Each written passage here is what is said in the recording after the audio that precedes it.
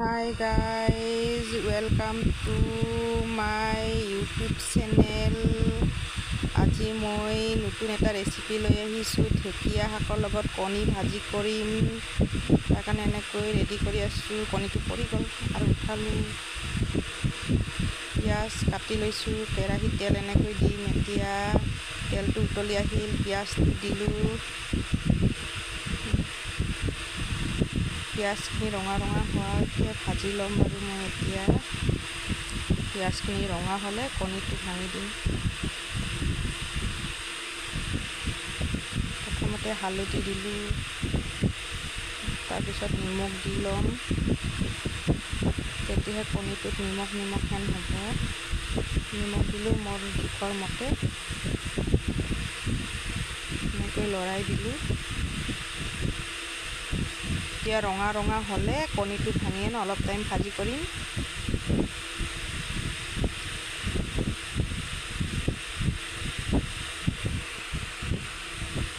এইটো কণী ভাঙি দিলোঁ মই।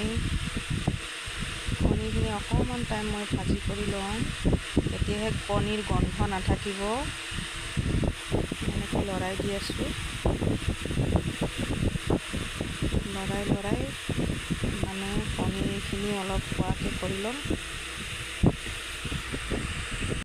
আপোনালোকে এনেকৈ বনাই চাব। মই এনেকৈ বনাই আছোঁ। টেষ্টি হয় না নহয় বাৰু কমেণ্ট কৰিব। খাই কেনে কমেণ্ট, লাইক কৰিব, শ্বেয়াৰ কৰিব।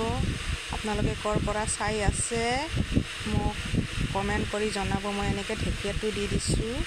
মই বহুত ভাল পাওঁ ঢেকীয়া এনেকৈ খাই কণীৰ লগত ভাজি কৰি। এনেকৈ স্কিপ নকৰাকৈ চাই থাকিব আপোনালোকলৈ মই নতুন ৰেচিপি লৈ আহি থাকিম। আপোনালোকে আশীৰ্বাদ মৰম দিব। এনেকৈ লৰাই আছোঁ। এতিয়া হৈ গ'ল। এনেকৈ লৈ ল'লোঁ বাতিটোত। খাওঁ লাগিছে। আজিৰ কাৰণে এইখিনিয়ে সমাপ্ত।